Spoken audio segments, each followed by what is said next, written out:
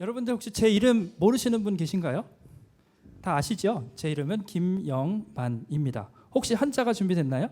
제 이름은요, 한자로는 없나 봅니다. 한자로는 영화 영자에 영화영이라고도 하고요, 뭐 꽃영이라고도 또 불리는데요. 그 영자에 또 숫자 1만을 뜻하는 만, 이렇게 해서 영만이라는 이름인데요. 해석을 해보자면 뭐 만년 동안 영화로워져라, 아니면 꽃처럼 화려하게 피어나라, 뭐 이런 의미가 있는 것 같아요. 제가 그리스도인이 된 다음에 이거를 영적으로도 해석해 볼 만하겠다, 이런 생각이 들어서 이렇게도 해석해 보았습니다. 천년 만년 동안 영화롭게 되어라. 영어로 하면 더 이게 감이 오는데요. Be glorified for 10,000 years. 그렇죠? 10,000. 네. 제가 연습할 때는 발음이 엄청 잘 됐는데 떨려서 오 하는 소리를 들을 줄 알았는데 안 됐습니다. 네, 뭐 이런 뜻이 있어요. 그런데 보통 그 동양에서는 한국을 비롯한 동양에서는 아가들의 이름을 지을 때에 이렇게 뜻 글자들을 조합을 해서 어떤 이름의 뜻을 부여를 합니다. 그래서 아시아권에서는 대체적으로 이렇게 하는 것 같아요. 제가 있었던 카자흐스탄에서도 이런 식으로 이름을 짓더라고요. 그런데 서양에서는 좀 이름 짓는 방식이 다릅니다. 서양 사람들은 유명한 사람들의 이름, 뭐 존경할 만한 사람들, 뭐 이런 사람들의 이름을 가져와서 아이에게 이름을 붙여줍니다. 그래서 우리한테는 흔하지 않지만 이 서양 사람들한테는 종종 아버지의 이름을 그대로 아들한테 쓰는 경우도 있고요, 뭐 손자한테까지 가기도 하고, 그래서 뭐 2세, 3세, 4세 뭐 이런 식으로 이게 이름들이 겹치는 경우들이 있잖아요. 이렇게 이름을 짓는 방법은 서로 다르긴 한데, 하지만 이 이름을 짓는 의도는 뭐 동양이나 서양이나 서로 크게 다르지가 않습니다. 이름을 지을 때는요, 아마 우리 여기 계시는 청장년분들도 그랬겠지만 그 이름에 담긴 그 뜻처럼, 아니면 서양 사람이라면 내가 지어준 그 사람의 이름처럼 이 아이가 되었으면 좋겠다, 그런 미래에 대한 소망을 담아서 이 이름을 붙여줍니다. 그래서 뭐 의식적이든 무의식적이든 우리는 뭐 그런 그 이름의 뜻을 따라서 살아가도록 어떤 이미지를 계속 세뇌당하고 있는 것 같습니다. 어떻습니까? 여러분들은 여러분들의 이름처럼 살고 계십니까? 자, 오늘 우리가 함께 본 출애굽기 32장의 말씀은 아마 여러분들 대부분이 잘 아는 장면일 것입니다. 그래도 한번 이 장면을 요약을 해보면 이렇습니다. 자, 이집트를 떠난 이 이스라엘 사람들이 3개월 정도의 시간을 들여서 이제 시내산 밑에 도착을 했습니다. 이 시내산에서는요, 한 1년 정도를 머물면서 이런저런 일들을 많이 경험을 하게 되는데요. 특별히 이 시내산에 왔을 때에 모세가 한 번은 40일 동안 하나님을 만나기 위해서 이 시내산 꼭대기로 올라갑니다. 그런데 하나님께서는 모세가 시내산에 올라오기 전에 명령을 하나 주십니다. 한 가지 명령을 주시는데 그것이 무엇이냐면, 하나님이 이 시내산 주변으로 경계를 지어줄 건데 그 경계선 안으로 사람이든 동물이든 절대 못 들어오게 해라 라고 하는 강력한 명령을 주십니다. 그래서 모세는 단두리를 열심히 하고 절대 이 경계선을 넘어오면 안 돼, 이러고서는 시내산으로 올라갑니다. 그런데 모세가 40일 동안 시내산에 올라가는데 내가 언제 돌아올 거야 라는 말을 남기지 않고 산으로 올라가는 바람에 문제가 생깁니다. 자, 이제 모세를 보낸 이 백성들은 모세를 기다립니다. 언제 올까? 하루, 이틀, 3일, 일주일이 지나도 안 옵니다. 열흘을 지나고 20일이 지나도 여전히 감감무소식입니다. 사람들이 점점 불안해졌겠죠. 왜냐하면 지도자가 자리를 비웠는데 언제 돌아올지 기약이 없는 겁니다. 그런데 더 문제는 이 모세가 이 이스라엘 사람들을 이곳으로 이끌어냈고 앞으로 가나안 땅으로 이끌어낼 그 하나님의 말씀을 전달해 주지 못한다는 것입니다. 모세가 없기 때문에요. 또 이 백성들이 하나님에게 대해서 어떠한 필요가 있다면 그것을 전달을 해 주어야 하는데 모세가 없기 때문에 그런 필요를 하나님에게 전달할 창구가 없어졌습니다. 결국은 모세가 자리를 비운다는 것은 이스라엘 백성들과 하나님 사이의 관계가 단절됐다는 것을 이야기를 합니다. 결국 그래서 불안해진 이스라엘 사람들은 모세를 대신해서 앞으로 자신들을 인도할 그 신을 만들자고 합니다. 그래서 아론한테 요청을 해서 아론이 송아지 상, 금으로 만든 송아지 형상을 새겨 만들게 됩니다. 사람들은 그 송아지 형상 앞에서 제사를 드리고 그리고 먹고 뛰놀며 밤을 보냅니다. 이 장면을 보게 된 하나님은 크게 화를 내십니다. 거의 화가 머리끝까지 난 것 같아요. 그래서 모세에게 노발대발 하시면서 내가 이 백성들을 더 이상 못 데리고 가겠다. 이 백성들을 다 없애버리고 너의 자손으로 새로운 민족을 만들어서 내 땅에 데리고 가겠다라고 화를 내고 있는 것이 오늘 우리가 읽은 이 본문의 내용입니다. 이 본문을 읽으면서 그런 생각이 들었어요. 겨우 40일인데 이렇게 이스라엘 백성들이 금방 다른 우상을 만들 만큼 급했던가? 뭐가 그렇게 급했지? 라는 생각을 해보게 됐습니다. 물론 이 이스라엘 사람들의 불안함은 이해를 합니다. 앞에서도 말씀드렸던 것처럼 40일간 기약도 없이 지도자를 기다려야 했을 뿐만 아니라 이 이스라엘 백성들은 하나님과의 관계 역시도 끊어져 버렸습니다. 사실 이스라엘 백성들이 한 이 행동에 대해서 이스라엘 백성들도 어느 정도는 할 말이 있었습니다. 어떤 것이냐면요. 사실 이스라엘 사람들은 하나님을 떠날 생각이 추워도 없었습니다. 문제는 하나님과 교제를 할 수가 없었다는 것이에요. 하나님과 관계를 유지할 수가 없었다는 것이에요.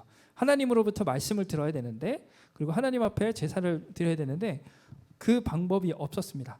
하나님을 의지하면서 여기까지 왔는데 앞으로 하나님을 어떻게 의지해야 할지를 알 수가 없었습니다. 최소한 모세가 올 때까지는 말입니다.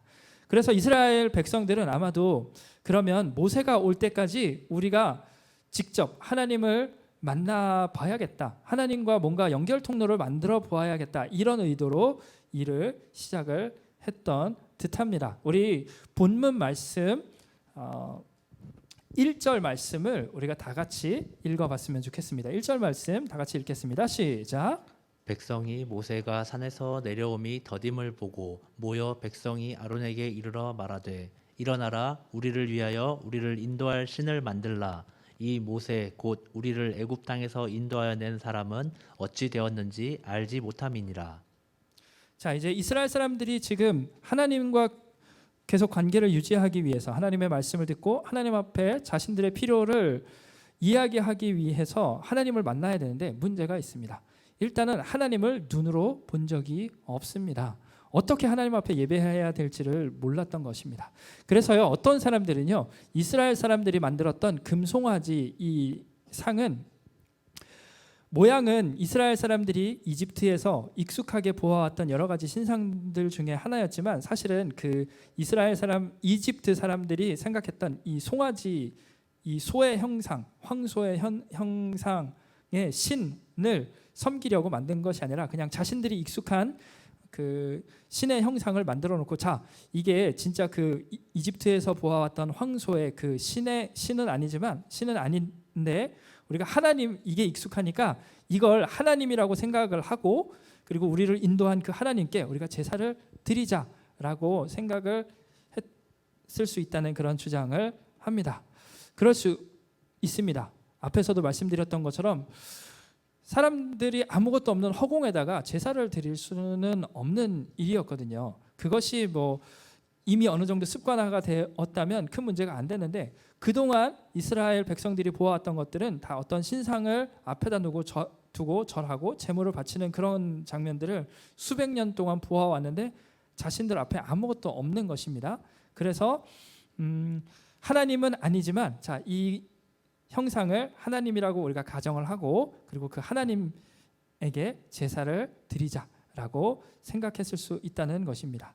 또 하나의 주장은 이런 것도 있습니다.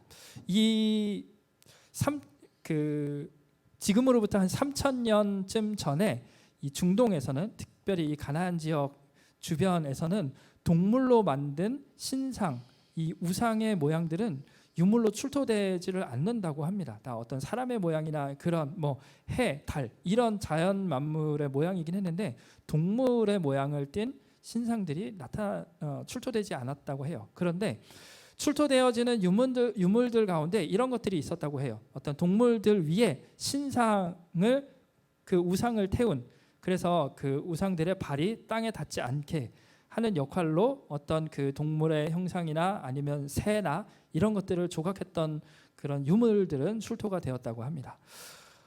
이것을 보아 이런 모양들을 가지고 추정을 해볼 때에 이 중동 사람들, 그때 당시에 중동 사람들은 신이라고 한다면 땅에 발을 딛고 서지 않는 그런 존재라고 생각을 했던 듯합니다. 그래서 이 이스라엘 사람들이 만들었던 금송아지 형상은 눈에 보이지 않는 그 하나님을 태우는, 그 하나님이 딛고 서는 그런 형상 중 하나가 아니었을까라는 그런 논문을 발표한 학자들도 있곤 합니다. 결국은 여기서 나오는 이 금송아지 신상은 하나님을 나타내는 것이 아니라 눈에 보이지 않는 그 하나님인데, 이 신상을 보면 야 그래, 그 신상 위에 하나님이 올라서 계신다라고 생각을 했을 수 있다는 것입니다. 실제로 이때 당시에는 아직 성막이 완성되지 않은, 아직 만들어지지 않은 때였습니다. 그래서 하나님이 이렇게 사람들, 이스라엘 백성들에게 임재하는 그런 장소가 아직은 마련되지 않았었을 때였습니다. 그러다 보니까 사람들이 그래, 이것을 만들어 놓고 이 장소에서 하나님 이곳에 임재해 주십시오라고 하면서 제사를 드리면 하나님 앞에 제사 드리는 것이 아니겠느냐, 뭐 이런 식으로 생각을 하지 않았을까라는 그런 주장을 하기도 합니다. 뭐 무엇이든지 상관은 없는데요. 첫 번째, 이집트에서 보았던 신상이라는 것은 하나님의 모양을 볼 수 없으니까 그 모양을 우리가 추상적이지만 만들어 보자, 이거였고요. 두 번째 것은 임하시는 장소를 우리가 마련을 해가지고 거기 하나님이 오실 테니까 그 하나님을 예배하자, 뭐 이런 식의 것들이었다고 해요. 이스라엘 백성들 입장에서 우리가 이 패역한 백성들, 겨우 40여일을 못 참아가지고 하나님을 떠나서 다른 신을 섬겨라고 이야기를 한다면 상당히 억울할 수 있는 그런 상황이 바로 이 이스라엘 사람들의 상황이었습니다. 그랬다고 해서 제가 이스라엘 사람들이 지금 잘했다고 이야기를 하는 것이 아닙니다. 이런 상황에도 불구하고 하나님조차도 크게 화를 내십니다. 너희들 이스라엘 백성들 안 되겠다, 다 멸망시켜 버려야 되겠다고까지 대노를 하십니다. 좋은 의도로 하나님을 어떻게든 더 하나님 앞에 나아가려는 그 사람들의 선한 의도에도 불구하고 왜 하나님께서는 이렇게 크게 화를 내고 계시는 것일까요?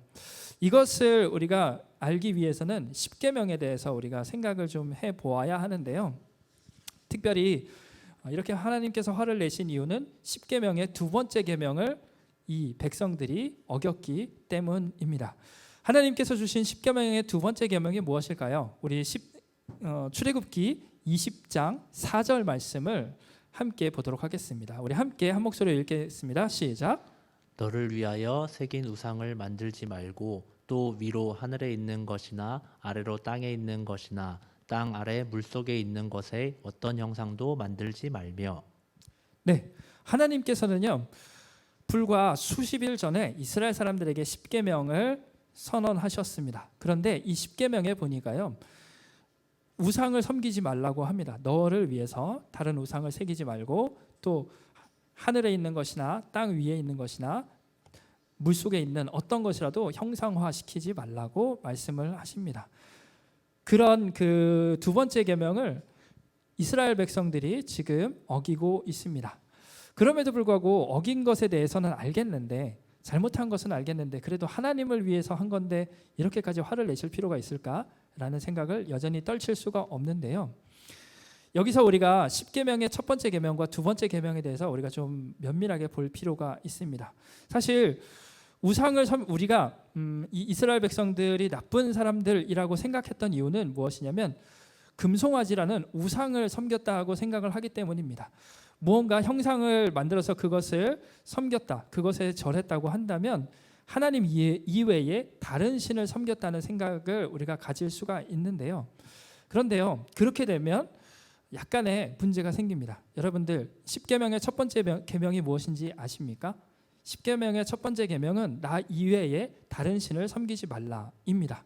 그리고 두 번째 계명은요, 지금 본 것처럼 우상을 섬기지 말라라는 것인데요. 얼핏 보면요, 이 두 가지가 비슷해 보입니다. 우상을 섬기는 것과 하나님 이외에 다른 신을 섬기는 것, 크게 다른 것 같지 않습니다. 그런데 이렇게 보면요, 하나님께서 나 외에 다른 신을 섬기지 말아야 하는데 특히 우상이 있는 그런 것들 섬기지 마라고 이야기하는 것처럼도 보입니다. 그러면 그 신의 형상이 없는 그런 종교를 따르게 되면 그러면 그거는 죄가 좀 가벼울까요?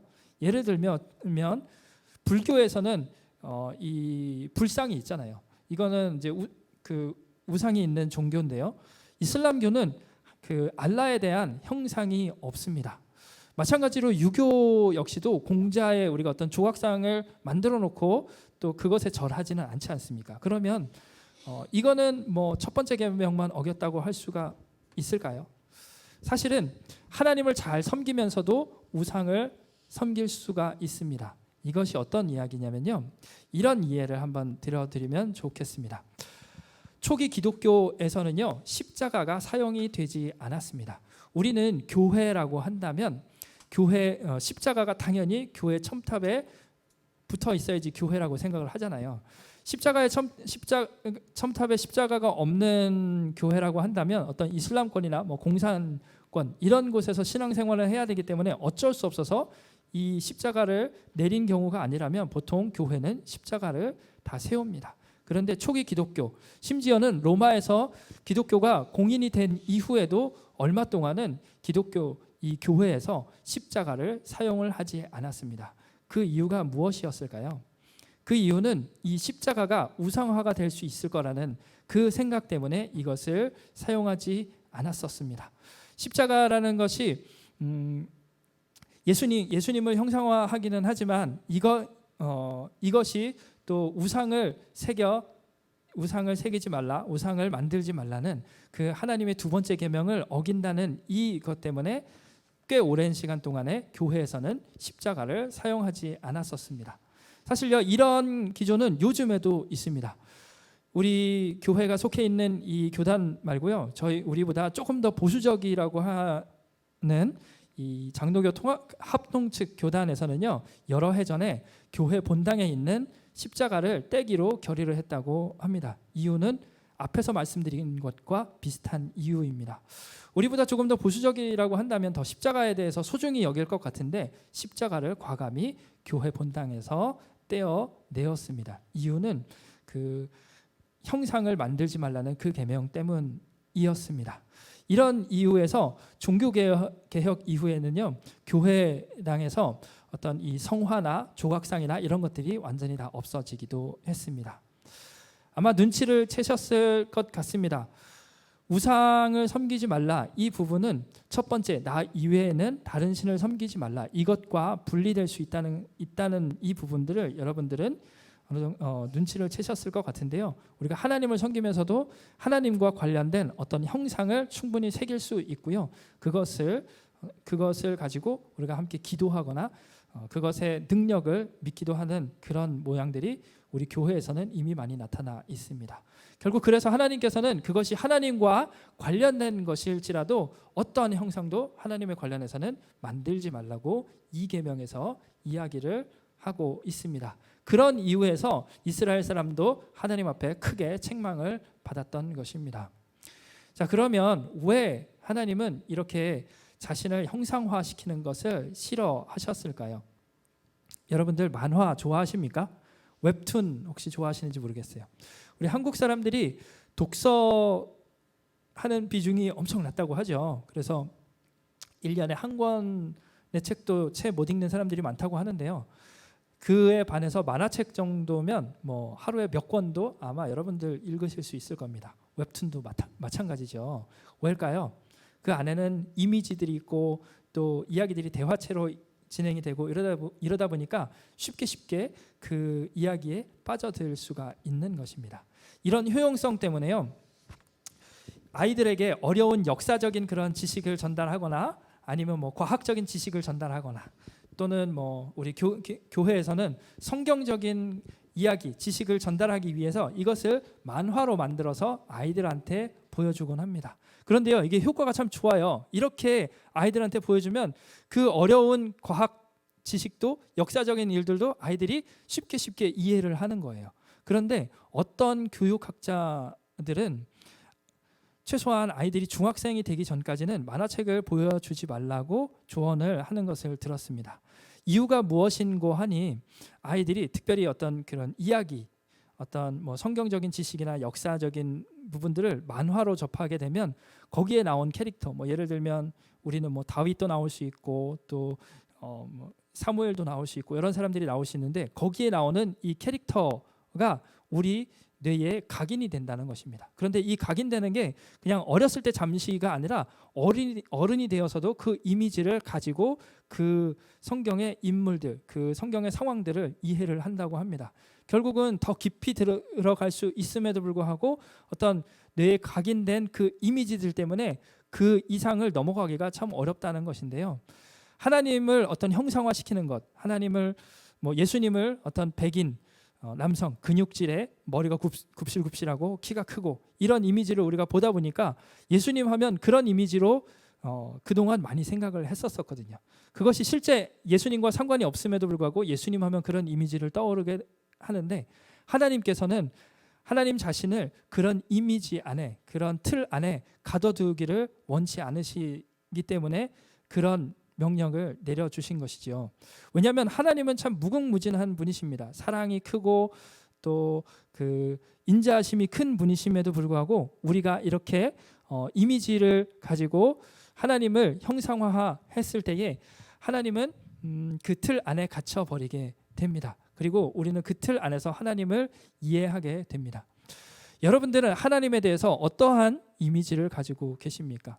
특별히 우리 안에서 그림이 아니라도 또 다른 문제가 되는 이미지가 하나가 있는데요. 그것은 무엇이냐면 우리 마음속에 새긴 하나님의 이미지입니다. 어떤 사람들은요, 하나님을 아버지라고 하니까요, 자신의 육신적인 아버지를 그 하나님과 함께 겹쳐서 보는 경우들이 있다고 합니다. 그래서 아버지가 아주 가부장적이고 엄격한 그런 아버지를 둔 분들은 하나님을 비슷하게 이해를 한다고 합니다. 왜냐하면 우리는 주기도문을 하면서도 항상 하나님을 아버지라고 이야기를 하는데 그러다 보니까 자신의 육신의 아버지라는 그 틀 안에 하나님을 가둬버리는 것입니다.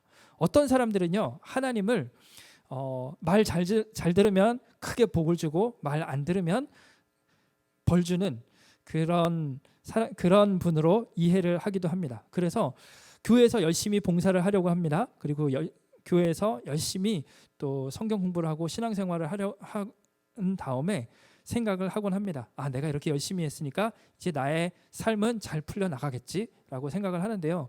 문제가 있을 때가 있습니다. 어떤 큰 병을 얻거나 삶이 꼬이거나 하고 있던 사업이 안 되게 되면 의심을 하게 되는 겁니다. 아니면 하나님과 이제 맞서게 되는 건데요. 하나님, 제가 잘못한 게 뭐가 있습니까? 이러실 수는 없는 거죠. 제가 얼마나 열심히 했습니까? 근데 하나님, 이러시면 곤란하죠.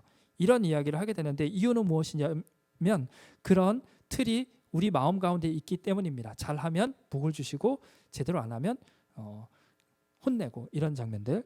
한국의 많은 신앙인들이 가진 또 하나의 하나님에 대한 그 이미지는 우리가 대대로 그 믿어왔던 어떤 무속 신앙에 나오는 그 귀신의 형상을 우리는 종종 하나님 앞에 투영한다고 합니다. 그래서 하는 일마다 일이 잘 안 풀릴 때, 몸이 아픈데 병원이라는 병원을 다 찾아가봐도 아픈 곳, 어디가 안 좋은지가 나오지 않으면 사람들이 생각을 합니다.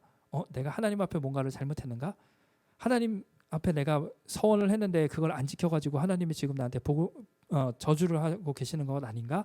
이런 생각을 하는 경우도 많고요. 실제로 이런 생각 때문에 잘 하던 본인의 일을 그만두고 목회자의 길로 들어선 그런 목사님들도 상당히 많이 있습니다. 왜냐하면요, 우리 안에 하나님은 이런 분이라는 이미지를 가지고 있기 때문입니다. 제가 찬양 하나 살짝 드리고 이야기를 마쳤으면 좋겠는데요. 이런 찬양 여러분들 아실 것 같아요.